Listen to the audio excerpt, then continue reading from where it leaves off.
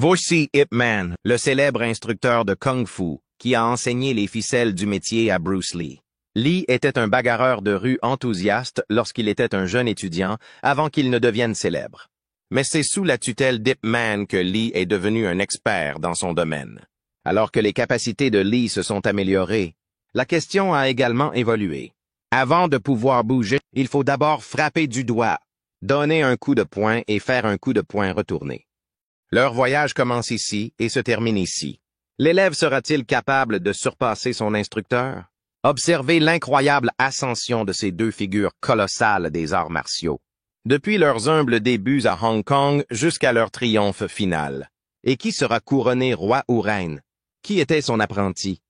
Historique de l'I.P. Mère. I.P. Kaiman est né à Foshan, en Chine, le 1er octobre 1893, troisième d'une fratrie de 4 enfants. I.P. Man a reçu une éducation confortable dans un foyer aisé. Il a grandi dans la province de Guangdong, dans un foyer chinois traditionnel, avec ses 3 frères et sœurs I.P. Kaiga, I.P. Wanmei et I.P. Wanhum. Les parents de I.P. Mère, Ang Shui et I.P. Wador ont compris l'importance de transmettre l'art martial du Wing Chun à leurs enfants. Le Wing Chun est né dans le sud de la Chine il y a plus de 300 ans. En tant qu'habitants de la région, ils ont voulu laisser à leurs enfants la même discipline et la même indépendance que Wing Chun, afin qu'ils puissent perpétuer son héritage. À l'âge de 9 ou 13 ans, selon les sources, I.P. Man a commencé à s'entraîner aux arts martiaux avec Chan Hua-shun. À l'âge de 57 ans, Chan accepte I.P. comme son 16e et dernier élève. Bien qu'ils aient vécu une brève période ensemble, la santé déclinante de Chan a finalement mis fin à leur temps ensemble. Il a eu une petite attaque en 1909, à peine 3 ans après le début de la scolarité d'Ip, et a été contraint de retourner dans son village.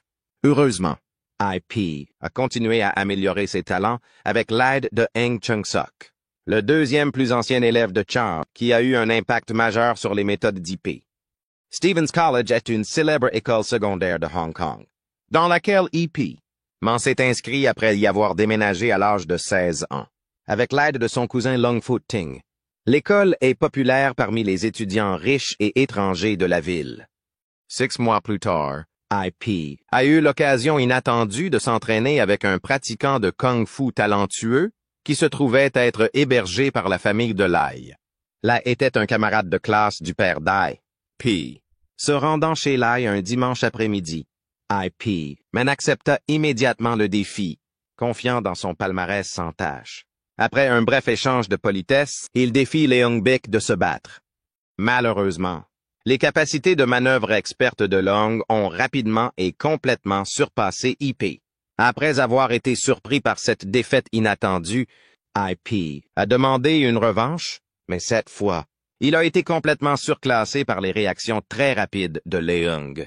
Après cette défaite humiliante, I.P. Man est parti en silence et a sombré dans un profond désespoir, car il était trop gêné pour se vanter de ses capacités en kung-fu. Néanmoins, Lai révéla une semaine plus tard que son adversaire s'était renseigné sur lui. Malgré le malaise initial d'I.P. Lai a réussi à le convaincre de revenir en exposant leur relation et en donnant la haute appréciation de Leung Bik pour ses tactiques. Le père de Leung Bik, Lung Chan, avait formé Chan Hua-shun, l'instructeur avec lequel I.P. s'était lui-même entraîné. Inspiré par ces nouvelles informations, I.P. s'entraîna avec Leung Bik jusqu'à la mort de ce dernier en 1911. Dans les années à venir, la vie d'I.P. Man sera remplie de tournants inattendus, de surprises, de luttes et de triomphes. Vous voulez savoir comment il s'adapte? Rejoignez-nous pour un voyage passionnant. La gravité de la guerre. I.P.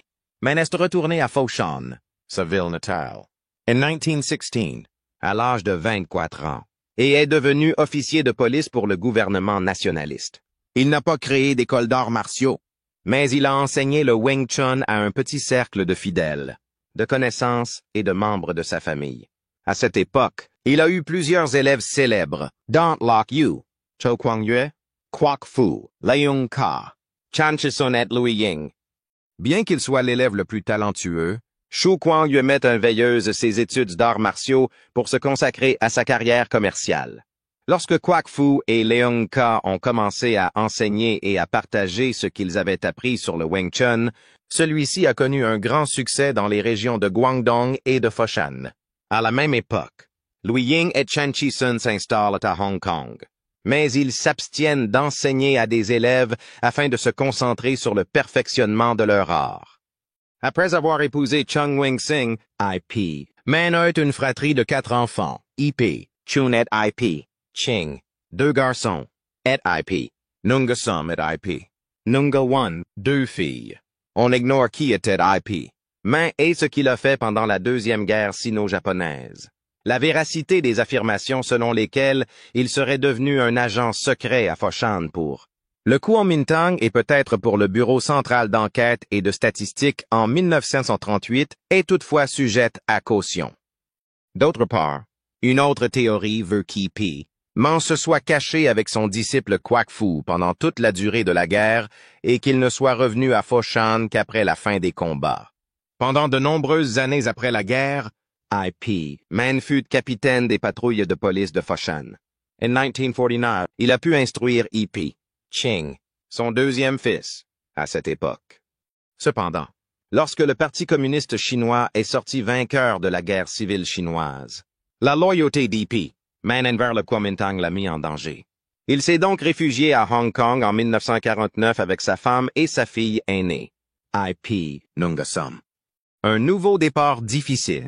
En 1950, IP, mais retrouve temporairement sa femme, Chung Wing-sing, et sa fille, IP, Nga Sum.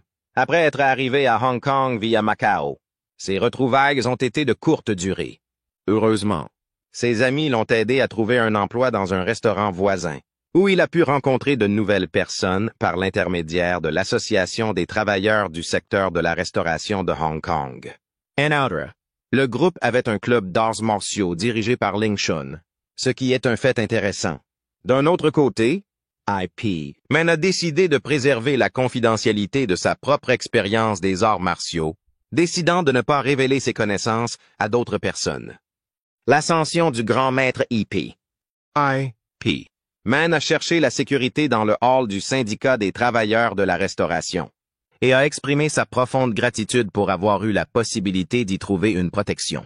D'autre part, selon le récit, il n'a pu contenir son rire en regardant le professeur de Kung Fu Ling Shun entraîner ses élèves. Le maître, offensé par le manque de respect apparent d'Ip, le défia de se battre. Cette initiative audacieuse s'est retournée contre lui. Carl IP, Man, qui semblait faible et démuni, a triomphé avec aisance. L'IP, Man a fait remarquer que vos enfants ne font que battre l'air. Louis, ne se rebelle pas. Quand ils seront confrontés à un véritable ennemi qui lancera une contre-attaque, que se passera-t-il? Si vous voulez enseigner le kung-fu, vous devez le faire avec le plus grand sérieux et le plus grand dévouement. Sinon, vous ne pourrez pas l'enseigner du tout. En réussissant à projeter Shun, qui pesait 200 livres, à l'autre bout de la pièce, IP avait réussi à retourner la situation contre son adversaire. En 1952, cette occasion déterminante marqua le début de son leadership à l'école d'arts martiaux. Et c'est à ce moment-là que Shun devint son élève. William Chung, qui fut l'un des premiers élèves d'Ip, a déclaré qu'il était un professeur aimé de ses élèves en raison de sa gentillesse et de sa sympathie à leur égard. Après son déménagement à Hong Kong, où il a pu se procurer le stupéfiant sur le marché clandestin, la dépendance d'Ip à l'opium s'est poursuivie. IP, selon Chung, IP, Man avait un merveilleux sens de l'humour. Dans sa mémoire, il se souvient qu'il donnait des surnoms à ses élèves et qu'il lui fallait beaucoup de temps pour les trouver. Par exemple, Wang Chun Leung était surnommé Wang Ching Leung parce qu'il était aussi puissant qu'un taureau. J'étais appelé Big Husky Boy et Bruce Lee était appelé Upstart. Chung reprit leur conversation. Il est évident que l'addiction d'I.P. Man a joué un rôle dans son choix d'offrir ses compétences en Wing Chun, même si les raisons pour lesquelles il enseigne le Wing Chun sont compliquées. À Hong Kong, la société d'enseignement d'I.P. Man a connu des débuts difficiles, les élèves abandonnant souvent après seulement quelques mois d'inscription. Son école a été déplacée à 2 reprises, La première fois sur Castle Peak Road à Sham Shui Po et plus tard sur Litet Street à Yau Ma Tei. Aucun de ces déménagements ne l'a découragé.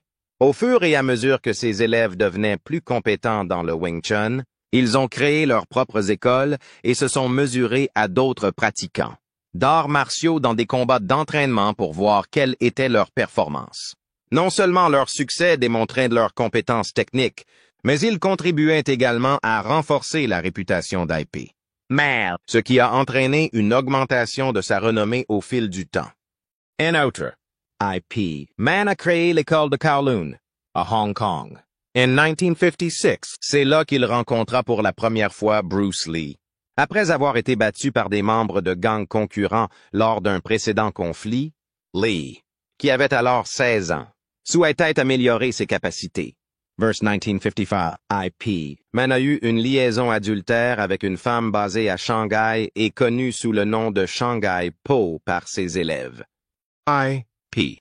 Siowa est né de cette idylle, qui l'a mené à la maternité. Le destin a frappé en 1960 lorsque sa femme Chung, qui avait lutté contre la maladie, est décédée à Foshan. Il retrouva les garçons de son premier mariage à Hong Kong, 2 ans après s'être vu pour la dernière fois. Ce qui lui a permis d'attirer une clientèle à la fois plus riche et plus éduquée. En 1967, il crée avec ses élèves la Wing Chun Athletic Association, également connue sous le nom de Wing Chun Athletic Association. L'objectif principal de cette organisation était d'alléger les difficultés financières d'IP. D'autre part, un certain nombre de ses anciens élèves, notamment Duncan Long, ont déclaré qu'il abusait de l'argent qu'il recevait de ses élèves pour financer sa dépendance. Une fois de plus, la tragédie frappe en 1968 lorsque sa maîtresse meurt subitement des suites d'un cancer. Elle laisse derrière elle leur enfant, qui suivra les traces de son demi-frère et deviendra un adepte du Wing Chun. Bruce Lee aurait pu emprunter bien d'autres voies, mais une seule d'entre elles l'a conduit à la grandeur. Tout a commencé par une rencontre avec un homme qui a changé sa vie pour toujours et qui a changé le cours de son destin. IP. Manette Bruce Lee. Nombreux sont ceux qui considèrent Bruce Lee comme l'un des artistes martiaux les plus accomplis de l'histoire du sport. Comme ses films et ses compilations de combats témoignent de ses talents exceptionnels, il est facile de supposer qu'il a été un pionnier qui a développé sa propre technique de combat. Bruce Lee a été un pionnier dans le domaine des arts martiaux parce qu'il a innové et modifié ses techniques d'entraînement, contrairement à d'autres pratiquants qui suivaient des méthodes d'entraînement standards.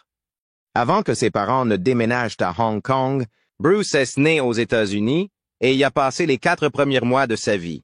Il a passé ses années de formation dans cette métropole trépidante, pleine de vie et d'activité. Bruce a été exposé au monde du théâtre dès son plus jeune âge, car son père était acteur. Il a commencé sa propre carrière de comédien alors qu'il n'était encore qu'un bambin. Il est important de noter que son enfance n'a pas été exempte de difficultés. Il éprouve des difficultés à l'école, ce qui inquiète ses parents. Il a également une propension à s'affronter dans la rue, ce qui préfigure le tempérament fougueux qui le caractérisera plus tard. Comment Bruce Lee s'est-il retrouvé à suivre les cours d'épée? Man, bien que Bruce Lee ait été adolescent dans les années 50, son adolescence a été marquée par de nombreux combats de rue et la violence des gangs. En revanche, c'est à cette époque qu'il est fasciné par l'art du kung-fu et qu'il le découvre par hasard. En 1953, alors qu'il n'a que 15 ans, c'est William Chung qui coordonne les débuts de Bruce Lee et d'IP. Man. Cependant, l'origine ethnique mixte de Lee, dont la mère était d'origine européenne, l'a empêché d'étudier le Wing Chun avec IP. Man. Cela était dû à une longue tradition dans les arts martiaux chinois qui interdisait l'entraînement des étrangers. La campagne de Chung en faveur de Lee, en revanche, a abouti à l'approbation d'IP. Merde. Et peu de temps après, Lee a commencé à s'entraîner au Wing Chun. L'objectif d'IP était de détourner l'attention de ses élèves des activités des gangs de rue à Hong Kong. Pour ce faire, il les encourageait à participer à des tournois organisés. Un événement inattendu marqua le début de l'entraînement de Bruce Lee avec IP. Man. Lee se voit confier la tâche de perfectionner une seule posture au lieu d'étudier plusieurs techniques de kung-fu au cours de son entraînement. Tout au long des leçons d'IP, Lee continue à pratiquer cette position, ce qui le contraria et l'amena à se plaindre à son père. La méthode non conventionnelle utilisée par EP Man avait pour but de jeter les bases d'une compréhension approfondie du kung-fu, mais il ne se doutait pas que c'était le cas. Cet entraînement laborieux a permis à EP Man d'affiner les capacités de Lee, ce qui l'a finalement transformé en le célèbre Petit Phénix, l'artiste martial le plus accompli de l'histoire de ce sport. La relation spéciale entre Bruce Lee et IP Man et Bruce Lee étaient tous deux enthousiastes à l'idée de faire des farces, ce qui incluait souvent la pratique du combat avec des mains couvertes de poudre qui démangeaient et l'utilisation de vibrateurs pour choquer de manière ludique des élèves qui n'étaient pas conscients de la situation. Malgré cela, l'aspect le plus significatif de leur relation fut l'étonnante évolution de Lee, qui passa d'un pratiquant médiocre à l'élève le plus excellent d'IP Man. En 1961, Lee repensa avec mélancolie au temps qu'il avait passé à apprendre auprès d'Ip Man, se rappelant les sages conseils de son professeur. Respirez profondément. Détendez-vous et lâchez votre ego, comme vous le conseillerait l'Ip Man. Lorsque vous suivez les mouvements de votre adversaire, vous donnez à votre esprit la possibilité de contrer spontanément sans effort conscient. Avant tout, vous devriez travailler à développer la capacité de détachement et de permettre à votre propre personne d'être vue. Bruce Lee n'a pas quitté sa maison pendant la semaine suivante. Après avoir consacré beaucoup de temps à la méditation et à la pratique, il a finalement abandonné et s'est embarqué pour un voyage en solitaire à bord d'un bateau de pêche. Pendant son séjour en mer, il repense à tous ses entraînements antérieurs et s'énerve, ce qui l'amène à heurter l'océan à plusieurs reprises. À ce moment précis, une idée lui vint soudain à l'esprit. N'êtes-vous pas d'accord pour dire que cette eau est la base du kung-fu? Cette eau ordinaire ne lui servait-elle pas d'exemple de la philosophie du kung-fu?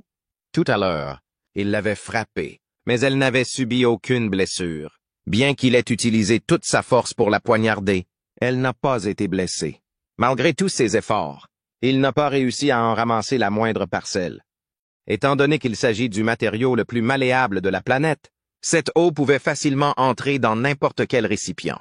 Elle était capable de percer le matériau le plus difficile de la planète, même s'il semblait faible. Oui, c'était bien cela. Bruce se rendit compte qu'il voulait s'imprégner des qualités de l'eau. Lee rencontra quelques obstacles tout au long de son séjour à l'Académie d'arts martiaux. Lee se heurte à la haine des autres élèves, alors qu'il apprend vite et qu'il parvient rapidement à acquérir les principes du kung-fu. Alors qu'il n'avait que 15 ans, il a rapidement dépassé les personnes qui s'entraînaient depuis plus longtemps sous la direction du IP Man, ce qui a entraîné le développement d'une certaine hostilité. De plus, l'origine mixte eurasienne de Lee a fait de lui une cible pour les préjugés, car certains élèves désapprouvaient qu'une personne chinoise sans sang-froid pratique un art martial chinois traditionnel. Cela était dû au fait que Lee était membre d'un groupe qui n'était pas d'origine chinoise. Malgré les difficultés, IP n'a pas retiré Bruce Lee de son école en raison de ses origines ou des talents remarquables qu'il possédait. Le grand maître, en revanche, décida de poursuivre l'entraînement de Lee en privé, déléguant les élèves les plus âgés, William Chung et Wang Chun Liang, pour dispenser un enseignement individualisé en dehors de l'enceinte de l'école. Après une brève période de séparation, IP Man a souhaité la bienvenue à Lee en l'accueillant de nouveau à l'école. Lee reprit ses études sous la tutelle du grand maître pendant 3 années supplémentaires. Le parcours de Bruce Lee au-delà d'IP Man. Bruce Lee n'a pas laissé les difficultés le dissuader de poursuivre son entraînement avec IP Man et Wang Chun Liang, ses instructeurs. Au cours des dernières années de sa vie, il s'est rendu compte que les raisons qui l'avaient poussé à étudier le Wing Chun n'étaient peut-être pas totalement désintéressées. Il a réfléchi aux raisons qui l'avaient poussé à apprendre le Wing Chun. L'enthousiasme et le talent naturel de Lee se sont finalement avérés être les facteurs gagnants. Grâce à l'enseignement qu'il a reçu, il a pu comprendre la maîtrise technique du Wing Chun, les idéaux philosophiques transmis par IP Man et la discipline rigoureuse qui est nécessaire pour maîtriser cet art martial difficile. Cette formation a eu une influence transformatrice sur lui. D'un autre côté, La maîtrise du kung-fu par Bruce Lee n'a pas instantanément résolu tous ses problèmes. Le fait qu'il soit régulièrement impliqué dans un gang d'adolescents a continué à lui poser des problèmes.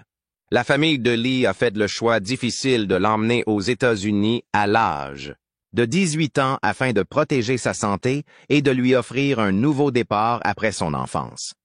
Bien que ce déménagement ait marqué la fin de son enseignement officiel par Ip Man, il ne s'agissait en aucun cas de la fin de son parcours dans les arts martiaux. Au contraire, cela a marqué le début d'une nouvelle phase dans la vie de Lee, alors qu'il commençait un nouveau départ aux États-Unis d'Amérique. La percée de Bruce Lee dans les arts martiaux. À son arrivée aux États-Unis, Bruce Lee réside à San Francisco avec sa sœur aînée Agnès, qui habite chez des parents. Il déménage à Seattle en 1959 pour terminer ses études secondaires et commence à travailler comme serveur chez Ruby Chow quelques mois plus tard. Il convient de mentionner que le père de Lee était ami et collègue de travail du mari de Ruby.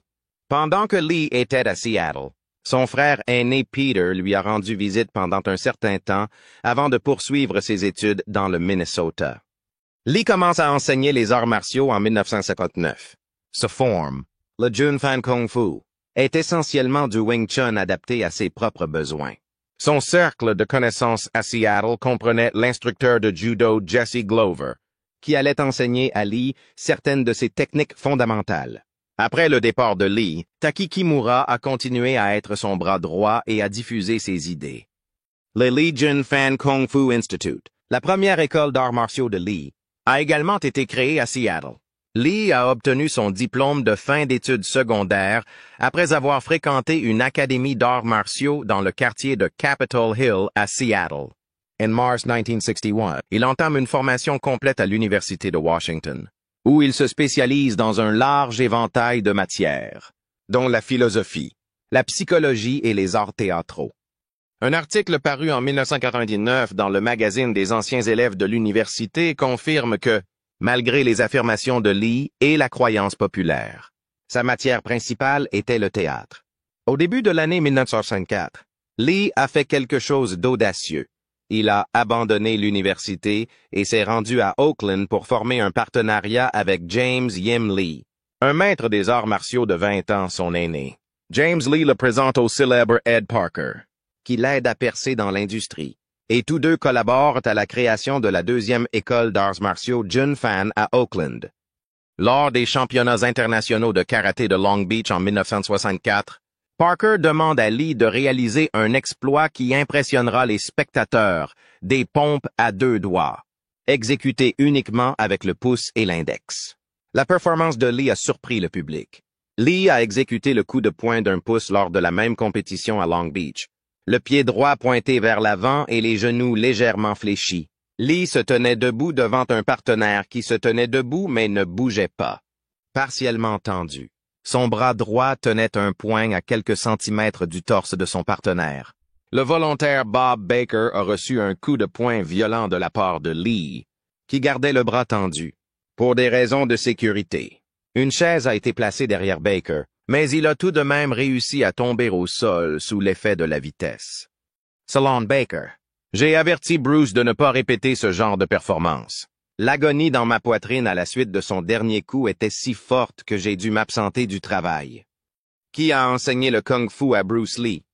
Bien que Ip Man soit généralement considéré comme le professeur de kung-fu de Bruce Lee, il n'était pas le principal instructeur en charge de l'enseignement des arts martiaux de Lee.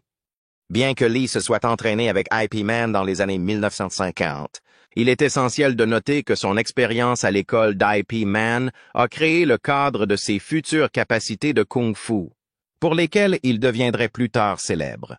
En réalité, Lee a reçu l'essentiel de son enseignement des arts martiaux ailleurs, et il a fini par développer son propre style qui surpassait son premier entraînement avec Ip Man. Des années après avoir quitté Hong Kong, Bruce Lee envoya une lettre à Wang Chunleung. Il écrit « Même si Ip Man était mon professeur officiel, c'est de vous que j'ai appris le kung-fu. » Cette lettre exprime la gratitude de Lee pour les conseils de Wang tout au long de son adolescence et révèle que les deux hommes sont restés en contact même après que Lee soit devenu une star du cinéma de kung-fu. Lee a même emmené Wong sur le plateau d'Enter the Dragon pour assister au tournage des séquences de combat. Selon le livre Bruce Lee, A Life de Matthew Polly, Lee admirait Wong Chun-leung mais aspirait également à surpasser son gourou. Des années après s'être entraîné avec Wong, Lee a lancé un défi amical à son instructeur dans l'espoir de surpasser le maître dans un combat d'entraînement. Selon l'un des élèves de Wong, Lee a gagné, mais Lee et Wong ont tous deux contesté le résultat. Néanmoins, étant donné l'étonnante progression de Bruce Lee et les excellents talents qu'il a démontrés dans ses 5 films de kung-fu, il est évident que l'enseignement de Wong Chun-leung a eu une influence significative sur son développement, et que le potentiel de Lee a été soigneusement encouragé par son instructeur. Ip Man pourrait-il facilement renverser Bruce Lee? Le combat potentiel entre Ip Man et Bruce Lee captive depuis longtemps les amateurs d'arts martiaux, suscitant des discussions passionnées et des fantasmes. Alors que certains y voient un choc de titans ou un duel entre maître et élève, il est essentiel d'évaluer des critères importants avant de faire des prédictions sur le résultat. Ip Man était un instructeur de kung-fu bien connu qui se concentrait sur le Wing Chun. Mais Bruce Lee, bien qu'ayant été instruit par Ip Man, n'a jamais terminé son étude officielle avec lui. Cette grande disparité d'expérience et d'expertise donnerait très certainement à Ip Man un avantage majeur dans une rencontre hypothétique. Néanmoins, les réalisations de Lee sont remarquables. Il ne s'est pas contenté de pratiquer le Wing Chun conventionnel. Au contraire, il a utilisé son expérience avec Ip Man pour développer sa philosophie révolutionnaire des arts martiaux, le Jeet Kune Do. Cette méthode met l'accent sur la flexibilité et l'efficacité, en s'inspirant de diverses disciplines martiales. Lee a créé une méthode de combat plus fluide et plus adaptable en se libérant des contraintes d'un style unique. Dans ces circonstances, Lee est susceptible d'utiliser les qualités dynamiques et adaptables du Jeet Kune Do pour contrer les compétences parfaites du Wing Chun d'Ip Man. L'expérience de Ip Man en matière de Wing Chun constituerait certainement un énorme problème. Cependant, la polyvalence de Bruce Lee et son approche unique du Jeet Kune Do pourraient lui donner un avantage. Enfin, cette situation possible reste un sujet de discussion. Ip Man et Bruce Lee étaient tous deux des artistes martiaux extraordinaires qui ont laissé une marque indélébile sur le monde. Leurs contributions au Wing Chun et aux arts martiaux dans leur ensemble dépassent de loin tout conflit potentiel. La véritable réussite est l'inspiration permanente qu'ils apportent aux pratiquants d'arts martiaux et aux amateurs de films d'action. Bien que le combat entre Ip Man et Bruce Lee soit totalement imaginaire, Lee a eu un affrontement dans le quartier chinois. La récompense était l'avenir de Lee. Son point de rage a-t-il triomphé ou la technique surprenante de son adversaire l'a-t-elle fait vaciller? Duel à Chinatown. En 1964, Lee participe à un combat privé de haut niveau dans le quartier chinois d'Oakland contre Wong Jackman, une pratiquante assidue du Xing Yi Quan, du Shaolin du Nord et du Tai Chi. La communauté chinoise a apparemment lancé un ultimatum à Lee. Cessez d'enseigner à des élèves non chinois, ou vous en subirez les conséquences. Le refus de Lee a conduit à un défi lancé à Wong, avec la condition que s'il perdait, son école fermerait. Mais que s'il gagnait, il pourrait continuer à éduquer n'importe qui, sans distinction de race. Cependant, Wong a réfuté ce récit, affirmant que la bagarre avait été provoquée par les déclarations arrogantes de Lee lors d'une présentation dans un théâtre de Chinatown, au cours de laquelle il avait déclaré qu'il pouvait battre n'importe qui à San Francisco. Wong a déclaré qu'il ne faisait pas de discrimination à l'encontre des non-chinois et qu'il avait l'intention de donner une leçon à Lee. Lee, imperturbable, a fait remarquer que la page contenait tous les noms des sifu du quartier chinois, mais qu'il ne l'inquiétait pas. Wong et William Chen ont déclaré que le combat avait duré 20 à 25 minutes, ce qui est anormalement long. Wong affirme que Lee a commencé à l'agresser brutalement avec l'intention de le tuer après lui avoir donné une poignée de main conventionnelle. Lee aurait pointé une main lance vers les yeux de Wong, l'obligeant à se protéger. Malgré le fait qu'il aurait pu éviter une peine de prison, Wong a déclaré qu'il avait choisi de ne pas utiliser la force fatale.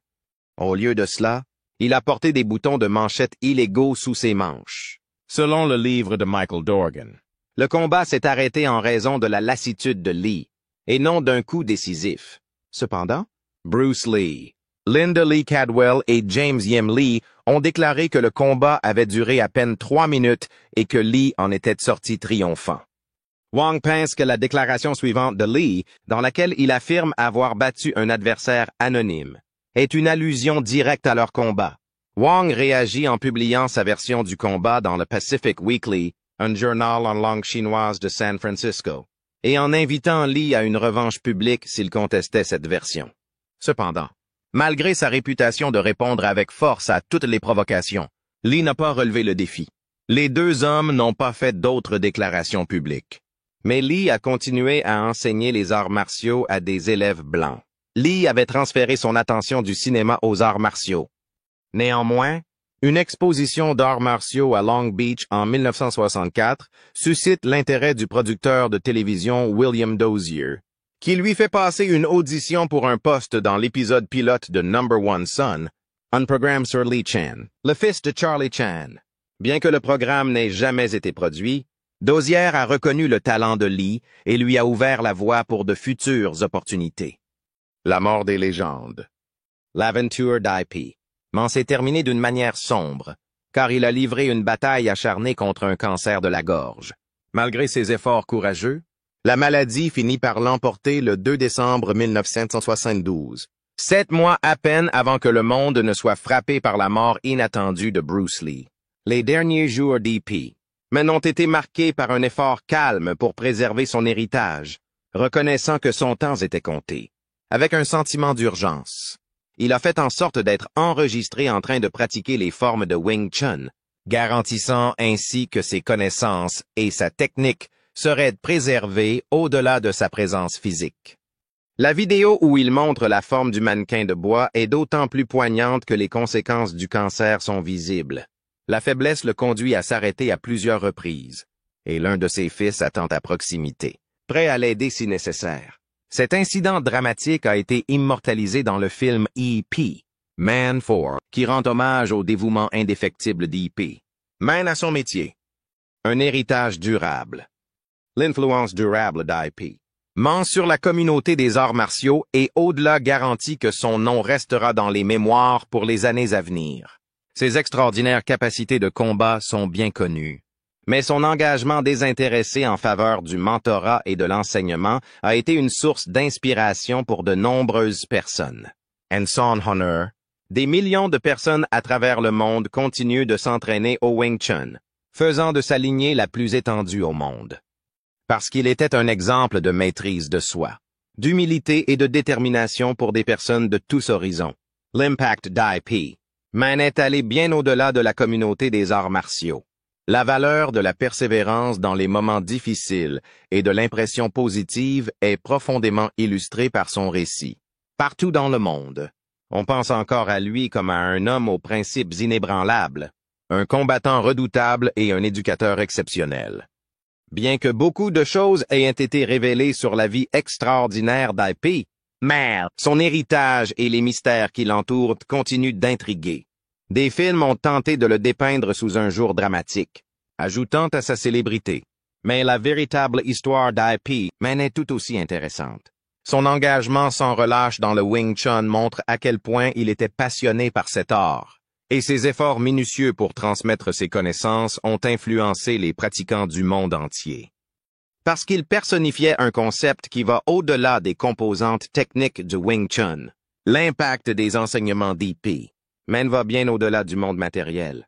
Son impact durable a été crucial pour amener le Wing Chun à son niveau actuel de célébrité, garantissant ainsi sa large reconnaissance. S'il n'avait pas vécu, cet art n'aurait peut-être pas été aussi vénéré et loué qu'il l'est aujourd'hui. Les I.P. de Donnie Yen est-il capable d'égaler ou de surpasser les performances de Bruce Lee? Donnez votre avis ici. Laissez un like et abonnez-vous si vous avez apprécié. Si vous avez aimé cette vidéo, vous pouvez en voir d'autres en cliquant sur la vidéo suivante.